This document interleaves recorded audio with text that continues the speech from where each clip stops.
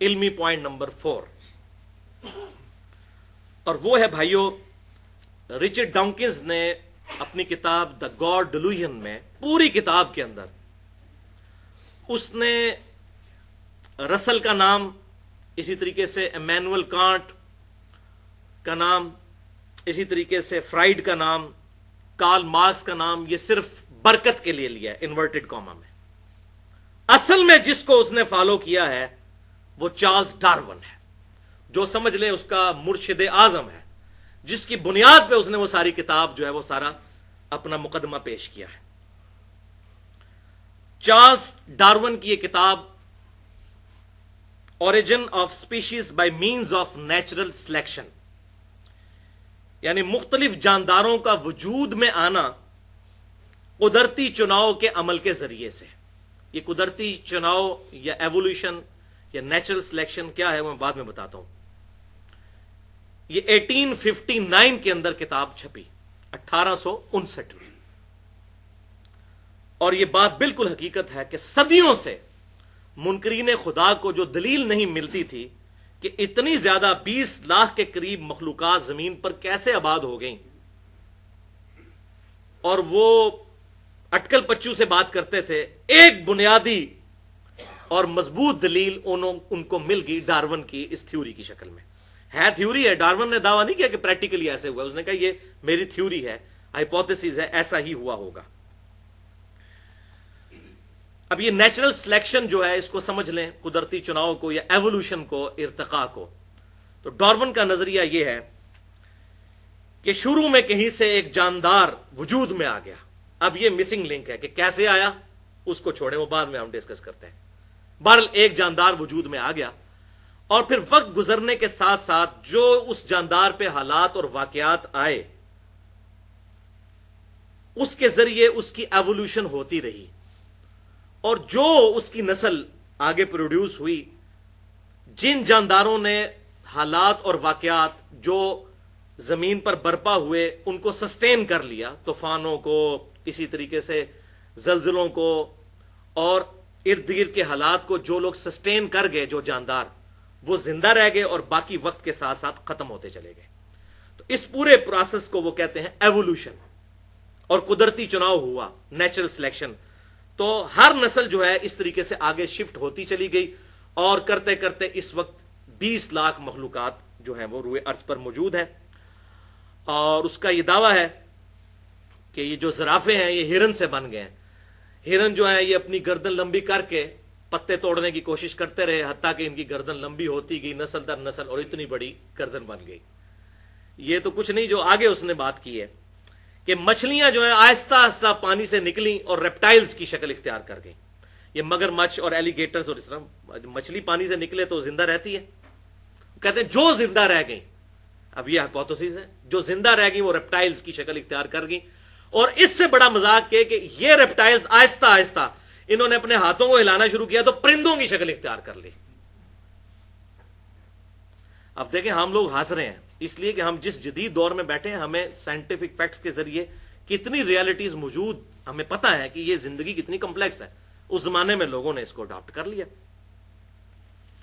لیکن ڈارون نے اس کتاب کے اندر یہ انصاف کیا کہ اس نے اس کتاب میں ایک چیپٹر باندھا ہے ڈیفیکلٹیز ان تھیوری، کہ میری یہ جو تھیوری ہے اس میں جو مشکلات مجھے پیش آ رہی ہیں، اس میں سب سے بڑی مشکل اس نے کہا کہ اگر کسی ایک مثال سے بھی یہ بات ثابت ہو جائے کہ کوئی بھی پیچیدہ جانور یا کوئی آرگن، کوئی عضو بغیر ارتقائی تبدیلیوں کے خود بخود بن سکتا ہے اچانک، تو میری یہ ساری کی ساری تھیوری غلط ثابت ہو جائے گی۔ اور مزے کی بات ہے اس پوری کتاب کے اندر اس نے اس بات کا کوئی تسلی بخش جواب نہیں دیا کہ پہلا جاندار کس طرح وجود میں آیا، کیونکہ وہیں سے تو سارا معاملہ سٹارٹ ہوا۔ اسی طریقے سے اللہ کا شکر ہے کہ اس نے یہ بھی دعویٰ نہیں کیا کہ زمین پر جو زندگی ہے یہ ہمیشہ سے ہے، تب بھی پرابلم کھڑی ہو جاتی۔ اس وقت تو اس کو نہیں پتا تھا، وہ تو بعد میں بگ بینگ تھیوری کے ذریعے یہ ساری ڈیٹیل جو میں نے مسئلہ نمبر 60 میں ہوئی اللہ میں بتائی ہے کہ یہ اب اسٹیبلش ہو چکا ہے سائنس کے اندر یہ بات کہ کائنات پیدا کی گئی ہے، ہمیشہ سے نہیں ہے، یہ پیدا ہوئی ہے۔ جب کوئی چیز پیدا ہوئی ہے تو پھر کوئی کریٹر بھی ہے۔ تو ڈارون کا وہ دعویٰ جو ہے وہ 5 سالوں کے اندر ہی غلط ثابت ہو گیا اس کی کتاب کے آنے کے بعد۔ اسی دور میں بہت بڑا ایک بیالوجی کی فیلڈ کا سائنٹسٹ تھا، اس کا نام ہے لوئی پاسچر۔ اس نے اس کے جو یہ دعوے کی بنیاد ہی اکھاڑ دی، اور اس نے یہ ثابت کیا تجربات کے ذریعے کہ یہ بات امپاسبل ہے کہ کوئی بھی میٹر خود بخود کسی جاندار کی شکل اختیار کر لے۔ ایون کوشش کر کے بھی کسی بھی مٹیریل کے ساتھ کوئی جاندار نہیں بنایا جا سکتا۔ اب اس کو آسان الفاظ میں آپ سمجھ لیں کہ انڈے میں سے چوزا نکلتے تو ہم لوگوں نے دیکھا ہے، انڈا توڑ کے لیسدار مادہ دیا جائے، دنیا جہان کے سارے انٹلیکچوئلز اکٹھے ہو جائیں، اس لیسدار مادے سے ایک چوزا تو بڑی دور کی بات چوزے کی چونچ بنا کے بتا دیں، نہیں بنا سکتے۔ تو جب یہ کام کرنے سے نہیں ہو سکتا تو خود بخود کیسے ہو رہا ہے؟ جو کام کرنے سے نہ ہو وہ خود بخود کیسے ہو سکتا ہے؟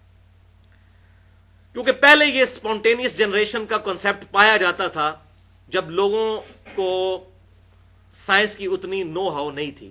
لوگوں میں عقیدہ تھا کہ یہ کیچڑ میں سے مینڈک خود بخود بن جاتے ہیں۔ وہ تو اب پتہ چلا کہ مینڈک جو ہے ڈورمنٹ پوزیشن میں کئی مہینوں کے لیے زمین میں چلے جاتے ہیں اور برسات کے موسم میں باہر نکلتے ہیں۔ وہ یہ کہتے تھے جی وہ کیچڑ کی شکل کے ہوتے ہیں تو اسی میں سے بن جاتے ہیں۔ اب ان کو کیا پتا کہ یہ زندگی کتنی کمپلیکس ہے؟ اس وقت خوردبین تو مائکروسکوپ تو دریافت ہی نہیں ہوئی تھی، یہ تو بعد میں پتا چلا کہ یہ زندگی کتنی کمپلیکس ہے۔ اسی طریقے سے لوگوں کا یہ کنسپٹ تھا کہ جو گوشت ہے اس میں سے خود بخود چھوٹے چھوٹے کیڑے بن جاتے ہیں۔ یہ تو بعد میں جب الیکٹرانک مائکروسکوپ دریافت ہوئی تو لوگوں نے دیکھا بھائی وہ چھوٹے چھوٹے کیڑے گوشت میں سے نہیں بنتے، گوشت کے اوپر جو مکھیاں ان کے پاؤں کے ساتھ آ کے جو لارواز کے انڈے آتے ہیں وہ ان میں سے وہ لارواز نکلتے ہیں۔ اب وہ نیکڈ آئی سے تو نہیں دیکھے جا سکتے تھے، تو لوگوں نے کہا جی گوشت میں سے خود بخود کیڑے پیدا ہونے شروع ہو جاتے ہیں۔ تو اس طرح پھر الحمدللہ بیالوجی کا یہ لا تو بالکل فائنل ہو چکا ہے کہ living things can never be produced from non living things.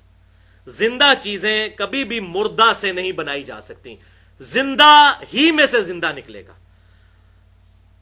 انڈا مرغی ہی دے گی، اس انڈے کو آپ مشین میں رکھیں، مرغی کے نیچے رکھیں، جہاں سے مرضی، لیکن انڈا جو ہے وہ مرغی نہیں دینا ہے، زندہ چیز میں سے ہی یہ چیز نکلنی ہے۔ یہ بیالوجی کا لا فائنل ہو چکا ہے۔ اور دوسرا لا بیالوجی کا یہ فائنل ہو چکا ہے کہ تمام زندہ چیزیں پانی سے پیدا ہوئی ہیں، جو الحمدللہ قرآن پاک میں سورۃ الانبیاء کی آیت نمبر 30 میں بھی موجود ہے۔ 8 سے 1400 سال پہلے جب کسی کو گمان بھی نہیں تھا، اس زمانے میں اگر یہ قرآن کہتا نا کہ تمام زندہ چیزیں ریت سے پیدا ہوئی ہیں تو بات سمجھ آنے والی تھی۔ وہاں تو عرب کے ریگستانوں میں ریت ہی ریت تھی اور پانی تو ہے ہی بڑا مشکل تھا، تو یہ کسی کے دماغ میں کیسے بات آ گئی اگر معاذ اللہ یہ کسی انسان کی لکھی ہوئی کتاب ہو تو۔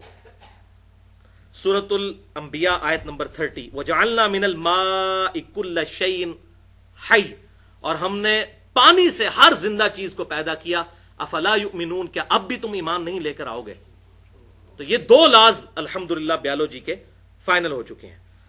اور اب اس سٹوری کا ڈراپ سین آیا جب 1950s میں، ہم بڑے خوش نصیب دور میں ہیں 2014 میں، 1950 کے بعد یہ سارا کولیپس آف ایتھیزم اور کولیپس آف ڈارونزم ہونا شروع ہوا ہے صحیح معنوں میں۔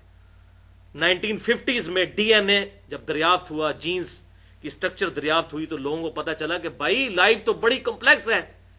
ایک چائے کے چمچ میں اتنے جینز آتے ہیں کہ اگر ان میں ڈیٹا لکھا جائے تو اتنا ڈیٹا سٹور ہو سکتا ہے کہ تاریخ انسان میں آج تک جتنی کتابیں لکھی گئیں یا جتنی لکھی جائیں گی تمام کا ڈیٹا ان جینز میں سٹور ہو سکتا ہے۔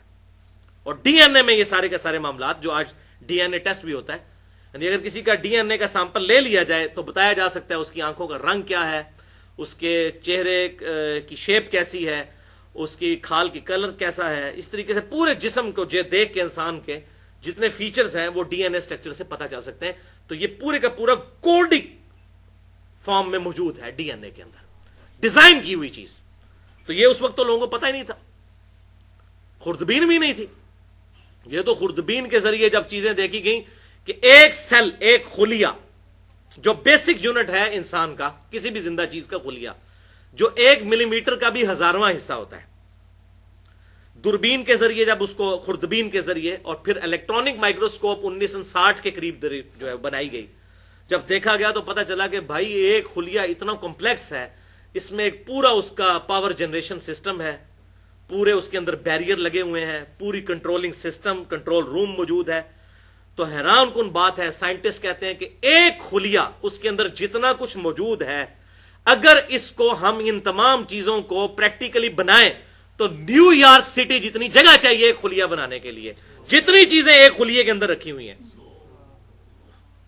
نیو یارک سٹی، یہ ایک خلیہ بھائیو، ایک خلیہ. چلو بنا تو لیں گے، اس میں زندگی کہاں سے ڈالنی ہے؟ ایک خلیہ.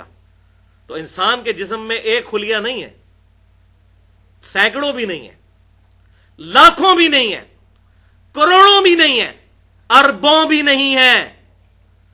100 ٹریلین سیلز ہر انسان کے جسم میں موجود ہے، اور 1 ٹریلین 1000 ارب کے برابر ہوتا ہے. 1000 بلین.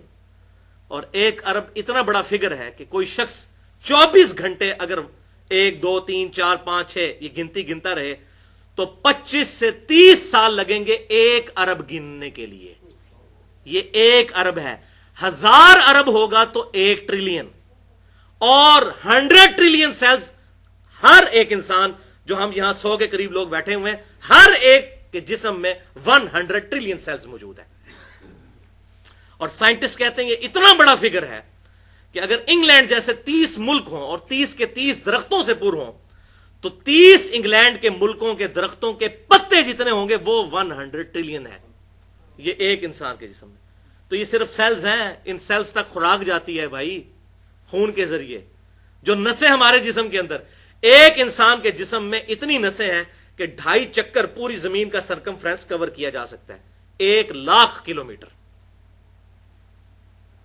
10,000 لیٹر خون روزانہ ہمارا دل 1,00,000 دفعہ دھڑک کے پمپ کرتا ہے. ادھر کوئی بیٹری لگی ہوئی ہے یا ہم خود چلا رہے ہیں؟ اتنا کمپلیکس فینومین. اب اس پہ میں بولوں تو گھنٹوں چاہیے. ہو از اللہ اور منکرین خدا کو دلائل کے ذریعے دعوت، وہ لیکچر دیکھ لیا جائے. اس میں نے یہ بہت بڑے بڑے حیران کن فگرز جو ہیں نیشنل جیوگرافک اور ڈسکوری چینلز نے جو یہ چیزیں ریلیز کی ہیں بالکل اسٹیبلش، ان کے ذریعے بتائی. اسی طریقے سے بھائیوں، ایک انڈے کو صرف کنسیڈر کریں. ایک انڈا جس کے ذریعے چوزا بنتا ہے، وہ اگر ٹوٹ جائے اس میں سے کوئی چوزا نہیں بنا سکتا. زمین و آسمان کی ساری مخلوقات مل کے انڈے کا مٹیریل نہیں بنا سکتی. مٹیریل دے دیتے ہیں ہم انڈے کا اور کہتے ہیں اسے چوزا بنا کے بتاؤ.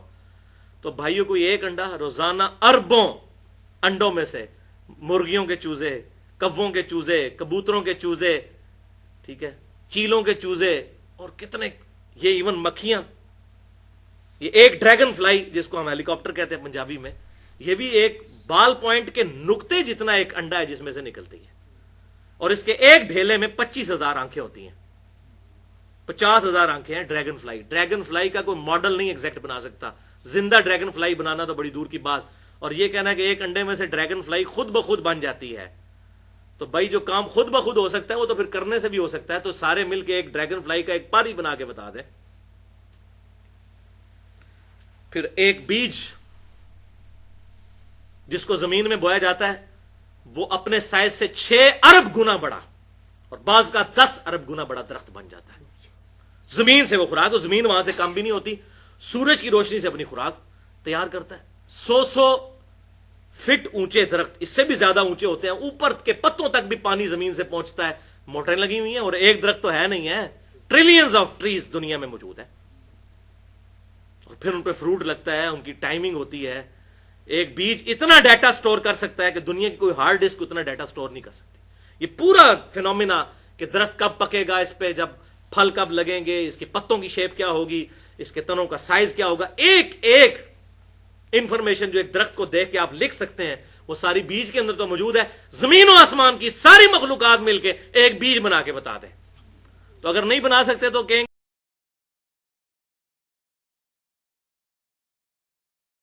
علمی پوائنٹ نمبر 4، اور وہ ہے بھائیوں، رچرڈ ڈاؤکنز نے اپنی کتاب دا گاڈ ڈیلوژن میں، پوری کتاب کے اندر اس نے رسل کا نام، اسی طریقے سے ایمینوئل کانٹ کا نام، اسی طریقے سے فرائیڈ کا نام، کارل مارکس کا نام، یہ صرف برکت کے لیے لیا ہے انورٹڈ کاما میں. اصل میں جس کو اس نے فالو کیا ہے وہ چارلز ڈارون ہے، جو سمجھ لیں اس کا مرشد اعظم ہے، جس کی بنیاد پہ اس نے وہ ساری کتاب جو ہے وہ سارا اپنا مقدمہ پیش کیا ہے. چارلز ڈارون کی یہ کتاب origin of species by means of natural selection, یعنی مختلف جانداروں کا وجود میں آنا قدرتی چناؤ کے عمل کے ذریعے سے. یہ قدرتی چناؤ یا ایوولوشن یا نیچرل سلیکشن کیا ہے وہ میں بعد میں بتاتا ہوں. یہ 1859 کے اندر کتاب چھپی، 1859 میں. اور یہ بات بالکل حقیقت ہے کہ صدیوں سے منکرین خدا کو جو دلیل نہیں ملتی تھی کہ اتنی زیادہ 20 لاکھ کے قریب مخلوقات زمین پر کیسے آباد ہو گئیں، اور وہ اٹکل پچو سے بات کرتے تھے، ایک بنیادی اور مضبوط دلیل ان کو مل گئی ڈارون کی اس تھیوری کی شکل میں. ہے تھیوری ہے، ڈارون نے دعویٰ نہیں کیا کہ پریکٹیکلی ایسے ہوا، اس نے کہا یہ میری تھیوری ہے، ہائپوتھیسز ہے، ایسا ہی ہوا ہوگا. اب یہ نیچرل سلیکشن جو ہے اس کو سمجھ لیں، قدرتی چناؤ کو یا ایوولوشن کو، ارتقاء کو. تو ڈارون کا نظریہ یہ ہے کہ شروع میں کہیں سے ایک جاندار وجود میں آ گیا. اب یہ مسنگ لنک ہے کہ کیسے آیا، اس کو چھوڑیں، وہ بعد میں ہم ڈسکس کرتے ہیں. بہرحال ایک جاندار وجود میں آ گیا، اور پھر وقت گزرنے کے ساتھ ساتھ جو اس جاندار پہ حالات اور واقعات آئے اس کے ذریعے اس کی ایوولوشن ہوتی رہی، اور جو اس کی نسل آگے پروڈیوس ہوئی، جن جانداروں نے حالات اور واقعات جو زمین پر برپا ہوئے ان کو سسٹین کر لیا، طوفانوں کو، اسی طریقے سے زلزلوں کو، اور ارد گرد کے حالات کو جو لوگ سسٹین کر گئے، جو جاندار، وہ زندہ رہ گئے اور باقی وقت کے ساتھ ساتھ ختم ہوتے چلے گئے. تو اس پورے پروسیس کو وہ کہتے ہیں ایوولوشن. اور قدرتی چناؤ ہوا، نیچرل سلیکشن. تو ہر نسل جو ہے اس طریقے سے آگے شفٹ ہوتی چلی گئی، اور کرتے کرتے اس وقت 20 لاکھ مخلوقات جو ہیں وہ روئے ارض پر موجود ہیں. اور اس کا یہ دعویٰ ہے کہ یہ جو زرافے ہیں یہ ہرن سے بن گئے ہیں. ہرن جو ہے یہ اپنی گردن لمبی کر کے پتے توڑنے کی کوشش کرتے رہے، حتیٰ کہ ان کی گردن لمبی ہوتی گئی نسل در نسل، اور اتنی بڑی گردن بن گئی. یہ تو کچھ نہیں، جو آگے اس نے بات کی ہے کہ مچھلیاں جو ہیں آہستہ آہستہ پانی سے نکلیں اور ریپٹائلز کی شکل اختیار کر گئیں. یہ مگر مچھ اور ایلیگیٹرز، اور اس طرح مچھلی پانی سے نکلے تو زندہ رہتی ہے. کہتے ہیں جو زندہ رہ گئیں، اب یہ ہائپوتھیسز ہے، جو زندہ رہ گئیں وہ ریپٹائلز کی شکل اختیار کر گئیں. اور اس سے بڑا مذاق کہ یہ ریپٹائلز آہستہ آہستہ انہوں نے اپنے ہاتھوں کو ہلانا شروع کیا تو پرندوں کی شکل اختیار کر لی.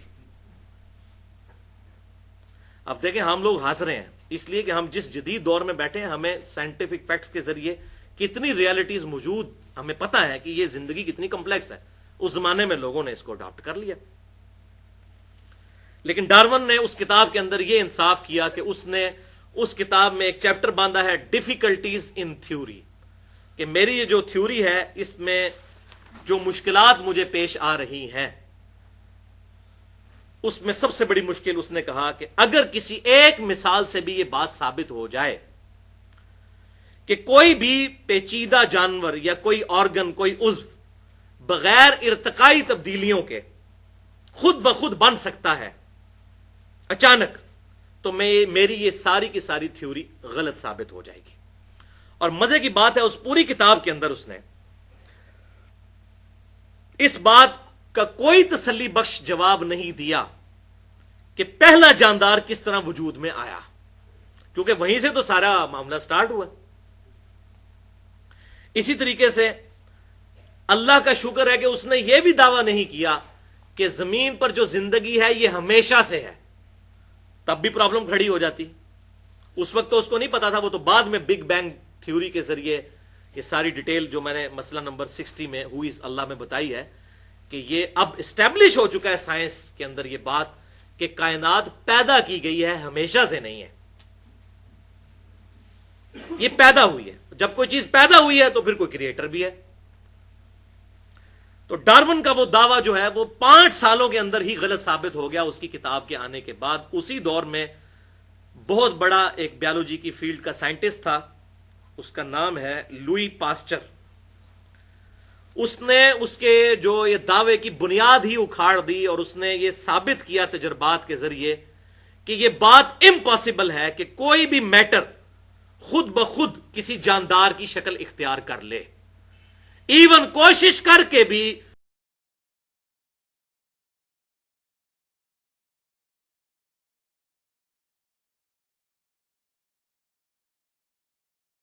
علمی پوائنٹ نمبر 4، اور وہ ہے بھائیو، رچرڈ ڈانکنز نے اپنی کتاب دا گاڈ ڈیلوژن میں، پوری کتاب کے اندر اس نے رسل کا نام، اسی طریقے سے ایمینوئل کانٹ کا نام، اسی طریقے سے فرائیڈ کا نام، کارل مارکس کا نام، یہ صرف برکت کے لیے لیا ہے انورٹڈ کاما میں۔ اصل میں جس کو اس نے فالو کیا ہے وہ چارلز ڈارون ہے، جو سمجھ لیں اس کا مرشد اعظم ہے، جس کی بنیاد پہ اس نے وہ ساری کتاب جو ہے وہ سارا اپنا مقدمہ پیش کیا ہے۔ چارلز ڈارون کی یہ کتاب origin of species by means of natural selection, یعنی مختلف جانداروں کا وجود میں آنا قدرتی چناؤ کے عمل کے ذریعے سے۔ یہ قدرتی چناؤ یا ایوولوشن یا نیچرل سلیکشن کیا ہے وہ میں بعد میں بتاتا ہوں۔ یہ 1859 کے اندر کتاب چھپی، 1859 میں، اور یہ بات بالکل حقیقت ہے کہ صدیوں سے منکرین خدا کو جو دلیل نہیں ملتی تھی کہ اتنی زیادہ 20 لاکھ کے قریب مخلوقات زمین پر کیسے آباد ہو گئیں، اور وہ اٹکل پچو سے بات کرتے تھے، ایک بنیادی اور مضبوط دلیل ان کو مل گئی ڈارون کی اس تھیوری کی شکل میں۔ ہے تھیوری ہے، ڈارون نے دعویٰ نہیں کیا کہ پریکٹیکلی ایسے ہوا، اس نے کہا یہ میری تھیوری ہے، ہائپوتھیسز ہے، ایسا ہی ہوا ہوگا۔ اب یہ نیچرل سلیکشن جو ہے اس کو سمجھ لیں، قدرتی چناؤ کو یا ایوولوشن کو، ارتقاء کو، تو ڈارون کا نظریہ یہ ہے کہ شروع میں کہیں سے ایک جاندار وجود میں آ گیا۔ اب یہ مسنگ لنک ہے کہ کیسے آیا، اس کو چھوڑیں، وہ بعد میں ہم ڈسکس کرتے ہیں۔ بہرحال ایک جاندار وجود میں آ گیا، اور پھر وقت گزرنے کے ساتھ ساتھ جو اس جاندار پہ حالات اور واقعات آئے، اس کے ذریعے اس کی ایوولوشن ہوتی رہی، اور جو اس کی نسل آگے پروڈیوس ہوئی، جن جانداروں نے حالات اور واقعات جو زمین پر برپا ہوئے ان کو سسٹین کر لیا، طوفانوں کو، اسی طریقے سے زلزلوں کو، اور ارد گرد کے حالات کو جو لوگ سسٹین کر گئے، جو جاندار، وہ زندہ رہ گئے اور باقی وقت کے ساتھ ساتھ ختم ہوتے چلے گئے۔ تو اس پورے پروسیس کو وہ کہتے ہیں ایوولوشن، اور قدرتی چناؤ ہوا، نیچرل سلیکشن۔ تو ہر نسل جو ہے اس طریقے سے آگے شفٹ ہوتی چلی گئی، اور کرتے کرتے اس وقت 20 لاکھ مخلوقات جو ہیں وہ روئے ارض پر موجود ہیں۔ اور اس کا یہ دعویٰ ہے کہ یہ جو زرافے ہیں یہ ہرن سے بن گئے ہیں۔ ہرن جو ہیں یہ اپنی گردن لمبی کر کے پتے توڑنے کی کوشش کرتے رہے، حتیٰ کہ ان کی گردن لمبی ہوتی گئی نسل در نسل، اور اتنی بڑی گردن بن گئی۔ یہ تو کچھ نہیں، جو آگے اس نے بات کی ہے کہ مچھلیاں جو ہیں آہستہ آہستہ پانی سے نکلیں اور ریپٹائلز کی شکل اختیار کر گئیں۔ یہ مگر مچھ اور ایلیگیٹرز، اور اس طرح مچھلی پانی سے نکلے تو زندہ رہتی ہے، کہتے ہیں جو زندہ رہ گئیں، اب یہ ہائپوتھیسس ہے، جو زندہ رہ گئیں وہ ریپٹائلز کی شکل اختیار کر گئیں۔ اور اس سے بڑا مذاق کہ یہ ریپٹائلز آہستہ آہستہ انہوں نے اپنے ہاتھوں کو ہلانا شروع کیا تو پرندوں کی شکل اختیار کر لی۔ اب دیکھیں ہم لوگ ہنس رہے ہیں اس لیے کہ ہم جس جدید دور میں بیٹھے ہیں، ہمیں سائنٹیفک فیکٹس کے ذریعے کتنی ریالٹیز موجود، ہمیں پتا ہے کہ یہ زندگی کتنی کمپلیکس ہے۔ اس زمانے میں لوگوں نے اس کو اڈاپٹ کر لیا، لیکن ڈارون نے اس کتاب کے اندر یہ انصاف کیا کہ اس نے اس کتاب میں ایک چیپٹر باندھا ہے ڈیفیکلٹیز ان تھیوری، کہ میری یہ جو تھیوری ہے اس میں جو مشکلات مجھے پیش آ رہی ہیں، اس میں سب سے بڑی مشکل اس نے کہا کہ اگر کسی ایک مثال سے بھی یہ بات ثابت ہو جائے کہ کوئی بھی پیچیدہ جانور یا کوئی آرگن، کوئی عضو بغیر ارتقائی تبدیلیوں کے خود بخود بن سکتا ہے اچانک، تو میری یہ ساری کی ساری تھیوری غلط ثابت ہو جائے گی۔ اور مزے کی بات ہے اس پوری کتاب کے اندر اس نے اس بات کا کوئی تسلی بخش جواب نہیں دیا کہ پہلا جاندار کس طرح وجود میں آیا۔ کیونکہ وہیں سے تو سارا معاملہ سٹارٹ ہوا. اسی طریقے سے اللہ کا شکر ہے کہ اس نے یہ بھی دعویٰ نہیں کیا کہ زمین پر جو زندگی ہے یہ ہمیشہ سے ہے. تب بھی پرابلم کھڑی ہو جاتی. اس وقت تو اس کو نہیں پتا تھا, وہ تو بعد میں بگ بینگ تھیوری کے ذریعے یہ ساری ڈیٹیل جو میں نے مسئلہ نمبر 60 میں ہوئی اللہ میں بتائی ہے کہ یہ اب اسٹیبلش ہو چکا ہے سائنس کے اندر یہ بات کہ کائنات پیدا کی گئی ہے, ہمیشہ سے نہیں ہے. یہ پیدا ہوئی ہے. جب کوئی چیز پیدا ہوئی ہے تو پھر کوئی کریٹر بھی ہے. تو ڈارون کا وہ دعویٰ جو ہے وہ 5 سالوں کے اندر ہی غلط ثابت ہو گیا اس کی کتاب کے آنے کے بعد. اسی دور میں بہت بڑا ایک بیولوجی کی فیلڈ کا سائنٹسٹ تھا, اس کا نام ہے لوئی پاسچر. اس نے اس کے جو یہ دعوے کی بنیاد ہی اکھاڑ دی اور اس نے یہ ثابت کیا تجربات کے ذریعے کہ یہ بات امپاسبل ہے کہ کوئی بھی میٹر خود بخود کسی جاندار کی شکل اختیار کر لے. ایون کوشش کر کے بھی کسی بھی مٹیریل کے ساتھ کوئی جاندار نہیں بنایا جا سکتا. اب اس کو آسان الفاظ میں آپ سمجھ لیں کہ انڈے میں سے چوزا نکلتے تو ہم لوگوں نے دیکھا ہے. انڈا توڑ کے لیسدار مادہ دیا جائے, دنیا جہان کے سارے انٹلیکچوئلز اکٹھے ہو جائیں, اس لیسدار مادے سے ایک چوزا تو بڑی دور کی بات چوزے کی چونچ بنا کے بتا دیں, نہیں بنا سکتے. تو جب یہ کام کرنے سے نہیں ہو سکتا تو خود بخود کیسے ہو رہا ہے؟ جو کام کرنے سے نہ ہو وہ خود بخود کیسے ہو سکتا ہے؟ کیونکہ پہلے یہ اسپونٹینیس جنریشن کا کنسپٹ پایا جاتا تھا جب لوگوں کو سائنس کی اتنی نو ہاؤ نہیں تھی. لوگوں میں عقیدہ تھا کہ یہ کیچڑ میں سے مینڈک خود بخود بن جاتے ہیں. وہ تو اب پتا چلا کہ مینڈک جو ہے ڈورمنٹ پوزیشن میں کئی مہینوں کے لیے زمین میں چلے جاتے ہیں اور برسات کے موسم میں باہر نکلتے ہیں. وہ یہ کہتے تھے جی وہ کیچڑ کی شکل کے ہوتے ہیں تو اسی میں سے بن جاتے ہیں. اب ان کو کیا پتا کہ یہ زندگی کتنی کمپلیکس ہے. اس وقت خوردبین تو مائکروسکوپ تو دریافت ہی نہیں ہوئی تھی. یہ تو بعد میں پتا چلا کہ یہ زندگی کتنی کمپلیکس ہے. اسی طریقے سے لوگوں کا یہ کنسپٹ تھا. تو بعد میں جب الیکٹران پیٹرک گلن, اس کی کتاب ہے گاڈ دا ایویڈنس, خدا کا ثبوت, 1997 میں چھپی ہے, یعنی کہ کچھ عرصہ پہلے ہی, تقریباً سمجھ لیں آپ 16-17 سال پہلے. اس میں اس نے لکھا کہ گزشتہ چند دہائیوں کی سائنٹیفک ڈسکوریز نے یہ بات ماننے پر لوگوں کو مجبور کر دیا ہے کہ گاڈ ہائپوتھیسز ہی درست تھا. یعنی یہ نظریہ کہ یہ کائنات کسی گاڈ نے بنائی ہے, یہ نظریہ ہی درست ہے. وہ نظریہ کہ یہ ساری کی ساری چیزیں خود بخود بنی, یہ نظریہ درست نہیں ہے. اسی طریقے سے جارج گرینسٹائن بہت بڑا سائنٹسٹ ہے, 1988 میں اس کی کتاب پبلش ہوئی سمبیولک یونیورس.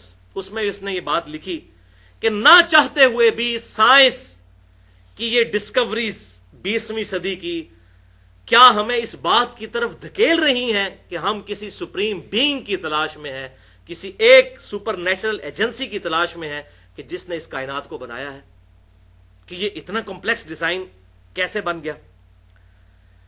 الحمدللہ قرآن پاک میں اس کے کئی دلائل موجود ہیں, لیکن میں 3 جگہ سے آیات پیش کرتا ہوں تاکہ ہمارا ایمان تازہ ہو. اور اس کتاب نے اب آپ کو یہ سائنٹیفک باتیں سن کے یہ کتاب کی باتیں مزید کھل کے سمجھ آئیں گی. 3 مقامات سے میں نے آیات لی ہیں وجد امیز. پہلا مقام سورہ الطور کی آیت نمبر ہے 35. بسم اللہ الرحمن الرحیم. ام خلقوا من غیر شیء ام هم الخالقون. کیا یہ لوگ بغیر خالق کے پیدا کر دیے گئے یا یہ خود اپنے خالق ہیں؟ اللہ اکبر. یعنی اپنے اوپر غور کرتے ہیں, کیا انہوں نے اپنے آپ کو خود پیدا کیا ہے؟ تو خود نہیں پیدا کیا تو پھر کسی نے کیا ہوگا. بغیر کسی کے بنائے بن گئے ہیں یہ. اللہ اکبر. افحسبتم انما خلقناکم عبثا وانکم الینا لا ترجعون. اے انسان, تو نے کیا سمجھا کہ تجھے ہم نے فضول ہی پیدا کر دیا ہے اور تجھے مر کے ہماری طرف نہیں آنا؟ کسی نے بنایا ہے, کسی کے بنانے سے تو بنا ہے. دوسرا مقام سورۃ البقرہ کی آیت نمبر 28 اور 29. کیف تکفرون باللہ. اے انسانوں, کس طرح تم اللہ کا کفر کرو گے, کیسے اللہ کو ڈینائی کر دو گے, اللہ کا انکار کر دو گے. وَكُنْتُمْ أَمْوَاتًا فَأَحْيَاكُمْ. تم تو مردہ تھے, کوئی شے نہیں تھے, ہم نے تمہیں زندگی دی. ثُمَّ يُمِيتُكُمْ. پھر ہم تمہیں موت دیں گے. دیکھ لیں, انسان اپنی موت نہیں ٹال سکتا. ثُمَّ يُحْيِيكُمْ. پھر ہم ہی تمہیں زندہ کر لیں گے. ثُمَّ إِلَيْهِ تُرْجَعُونَ. اور پھر تمہیں لوٹ کے ہمارے پاس ہی آنا ہے. هو الذی خلق لکم ما فی الارض جمیعا، وہ اللہ ہی ہے جس نے جو کچھ زمین کے اندر ہے انسان تیرے لیے پیدا کیا. ثم استوى الى السماء، اس کے بعد آسمانوں کی طرف متوجہ ہوا. فسواہن 7 سماوات، تو ٹھیک 7 آسمان بنا دیے. وہو بکل شیء علیم، اور یہ چیزیں صرف بنائی نہیں بلکہ ہر چیز کو اپنے علم سے احاطہ بھی کیا ہوا ہے. یہ ہے کریشن ایکس نہیلو، عدم محض سے وجود. کوئی چیز نہیں تھی بنا دی. ایک تو ہے لکڑی تھی، اس سے کرسی بنا لی، اور لکڑی کہاں سے بنی؟ عدم محض سے وجود بخشنا. بدیع السماوات والارض، یہ ہے وہ بات. کریشن ایکس نہیلو، عدم محض سے وجود بخشنے والی ذات. اور تیسرا مقام تو قرآن پاک میں کہتا ہوں ایپیکس ہے. اگر اس حوالے سے قرآن پاک کا سب سے بلند ترین مقام ہے تو یہ آیات ہے سورۃ الواقعہ، آیات نمبر 57 سے 74 تک. میں تیزی سے پڑھتا چلا جاتا ہوں، ان کا ترجمہ کرتا چلا جاتا ہوں. نحن خلقناکم فلولا تصدقون، اے انسانوں ہم نے ہی تمہیں پیدا کیا، پھر تم کیوں نہیں یقین کرتے اس بات کا کہ ہم نے تمہیں پیدا کیا. افرائیتم ما تمنون، بھلا غور تو کرو کہ جو تم منی ٹپکاتے ہو، جو انٹر کرتے ہو اور منی نکلتی ہے. انتم تخلقونہ ام نحن الخالقون، کیا اسے بچہ تم بناتے ہو یا ہم بناتے ہیں؟ واقعی اللہ ہی بناتا ہے. زمین و آسمان کی ساری مخلوقات مل کے بچہ کیا، بچے کی ایک آنکھ نہیں کو بنا سکتا. اور آنکھ تو اتنا کمپلیکس فینامنا، آج سائنٹسٹ حیران ہے کہ آنکھیں تو اچانک نمودار ہوتی ہیں. 6-7 مہینے تک بچہ پورا بن چکا تھا، آنکھیں نہیں ہوتی، اچانک آنکھیں آ جاتی ہیں. اب مجھے بتائیں، آنکھوں میں شیشہ ہے، گوشت میں کون سا مٹیریل ہے جو شیشے میں کنورٹ ہو جائے؟ گوشت کا کوئی شیشے سے لینا دینا ہے؟ اور نہ صرف کنورٹ ہوا، پیچھے پوری بنائی ہے. آنکھ پہ ڈسکشن کی جائے تو بندہ پاگل ہو جاتا ہے، یہ کیسا سسٹم ہے؟ تو جو تم منی ٹپکاتے ہو، کیا تم بچہ بناتے ہو یا ہم تخلیق کرتے ہیں؟ نحن قدرنا بینکم الموت وما نحن بمسبوقین، ہم موت تمہارا مقدر کر چکے ہیں اور تم ہمیں آر نہیں دلا سکتے. تمہاری کمزوری کے لیے اتنا ہی کافی ہے کہ تم نہ اپنی مرضی سے زندہ ہوتے ہو نہ مرتے ہو. اور میں کہتا ہوں یہ 3 چیزیں ایسی اللہ نے ساتھ لگا دی ہیں. نمبر 1 موت، نمبر 2 نیند، اور نمبر 3 پیشاب. کوئی دنیا کا انسان 24 گھنٹے میں سوئے بغیر اگلے 24 گھنٹے نہیں گزار سکتا. کتنی کمزوری ہے، پیشاب کے بغیر گزارا نہیں کر سکتا. یہ کمزوریاں لگا کے انسان کو بتا گیا کہ تو شے ہی کیا ہے. اور یہ دیکھیں اللہ تعالیٰ ہمارا، ہم نے موت مقدر کر دی ہے، تو بھاگ کے کہاں جائے گا؟ وَنَحْنُ بِمَسْبُوقِينَ، اور تو ہمیں عاجز نہیں کر سکتا.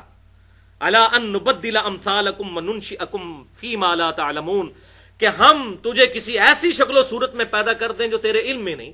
تجھے کتا بنا دیں، تجھے جانور بنا دیں، تیری تو کوئی حیثیت ہی نہیں ہے، ہم نے تجھے بنایا. خنزیر بنا دیتے، کتا بنا دیتے، بلا بنا دیتے. اب بھی چاہیں تو تجھے بدل دیں، کسی اور شکل میں پیدا کر دیں.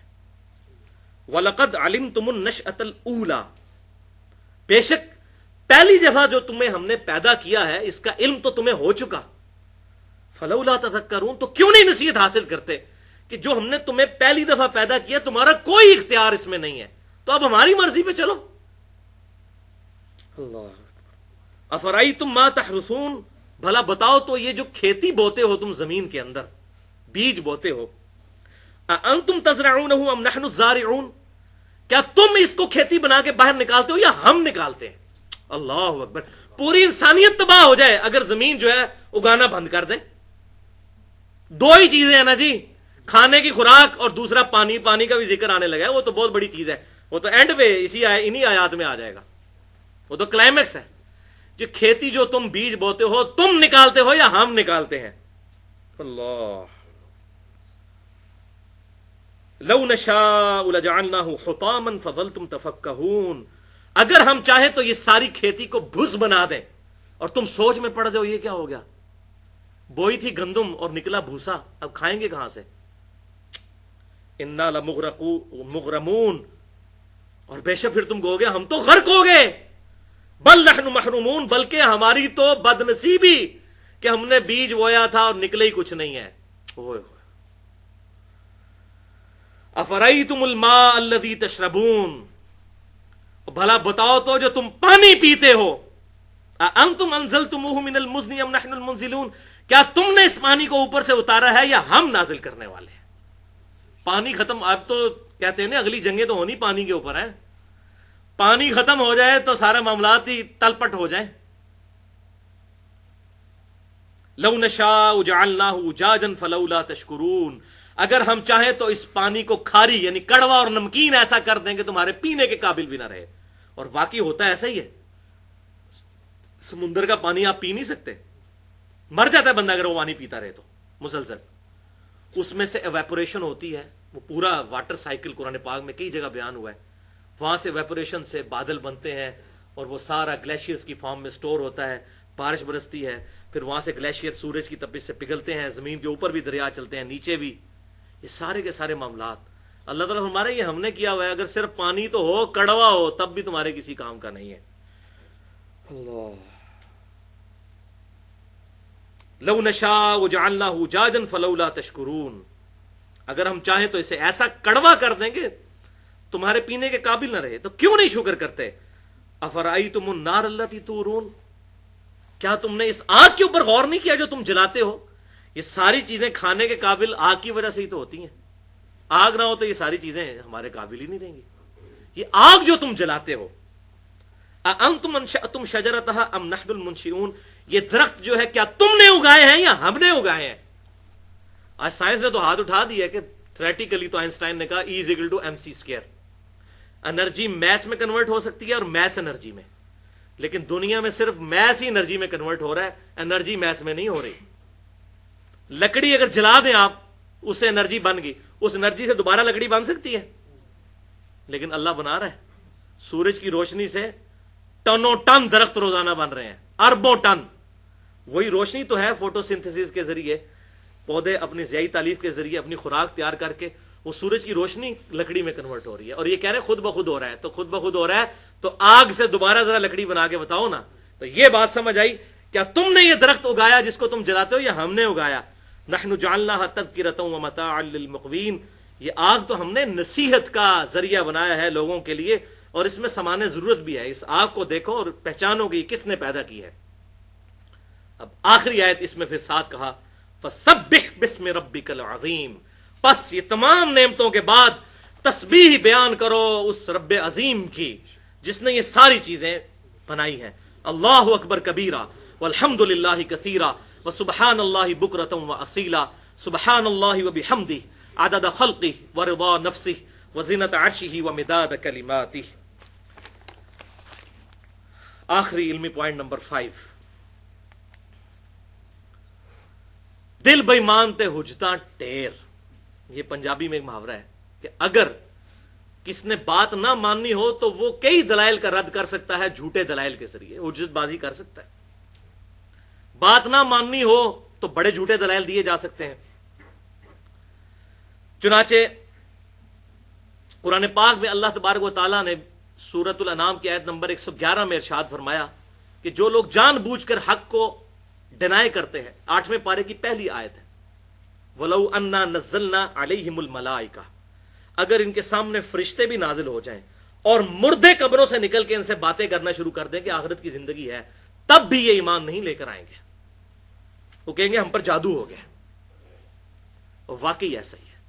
रिचर्ड डॉकिंस ने भी द गॉड डिल्यूजन में रसल का एक जुमला नकल किया है, बहुत इंटरेस्टिंग।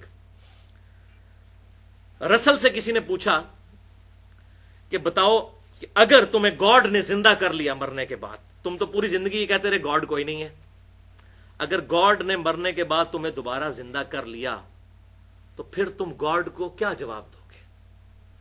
तो पता है उसने क्या कहा? उसने कहा कि मैं कहूंगा I didn't find enough evidence to believe in you, अल्लाह तुझ में यकीन करने के एतबार से मुझे कोई पुख्ता दलाइल दुनिया में नहीं मिले, इसलिए मैंने तुझे नहीं माना। अब पुख्ता दलाइल तो मैंने सूरतुल वाक़िया से ही गिनवा दिए जो कॉमन ऑब्जर्वेशन है। दिल बेईमान ते हुजता ढेर, अगर दिल बेईमान है तो फिर बड़े नेगेटिव दलाइल घड़े जा सकते हैं। काश कुरान पढ़ लेता रसल, और रिचर्ड डॉकिंस भी जिंदा है। हम तो दुआ करते हैं अल्लाह ताला उसको ईमान की दौलत से मुशर्रफ करे रिचर्ड डॉकिंस को, تاکہ رچرڈ ڈانکنز کے اسلام لانے کی وجہ سے یہ اس کی ڈیلوژن کا ڈیلوژن ہو جائے گا، سارا معاملہ ڈائلیوٹ ہو جائے گا انشاءاللہ۔ بہرحال اس کے اگینسٹ اہل حق بھی دنیا میں موجود ہے جو حق بات قبول کرتے ہیں۔ ڈاکٹر مورس بوکائل ایک فرینچ سرجن تھے، 1982 میں ان کی ڈیتھ ہوئی۔ انہوں نے کتاب لکھی ہے بائبل، قرآن اینڈ سائنس کے نام سے، اور انہوں نے ثابت کیا ہے کہ جتنی جدید سائنٹیفک فیکٹس اور ڈسکوریز ہوئی ہیں، قرآن پاک ان کے اوپر پورا اترتا ہے، اور بائبل میں وہ غلطیاں موجود ہیں سائنٹیفک، اس لیے کہ وہ ٹیمپرڈ ہے، اوریجنل فارم میں ہوتی ہے، یقیناً اس میں غلطیاں نہ ہوتی۔ اور اسی کتاب کے خلاف پھر ولیم کیمبل نے بھی کتاب لکھی، پھر جس کے لیے ڈاکٹر ذاکر نائک نے 1 اپریل 2000 کو اس سے مناظرہ کیا تھا، اور بہت زبردست کامیاب مناظرہ، وہ نیٹ پہ رکھا ہوا ہے۔ تو یہ لوگ بھی موجود ہیں۔ اسی طریقے سے ایک اور فریڈ ہائل نامی ایک شخص ہے، بہت بڑا فلاسفر ہے، اس نے ایک جملہ کہا، اور خود رچرڈ ڈانکنز نے اس کا یہ جملہ نقل بھی کیا ہے اپنی اس کتاب دا گاڈ ڈیلوژن کے چیپٹر نمبر 4 میں، اور چیپٹر نمبر 4 میں اس نے مین باب ہی یہی باندھا ہے، دا الٹیمیٹ بوئنگ 747۔ تو وہ کہتا ہے یہ تم کہہ رہے ہو بوئنگ 747 خود بخود بن گئے، تو سب سے بڑا بوئنگ 747 تو خود گاڈ ہے، وہ کیسے خود بخود بن گیا پھر؟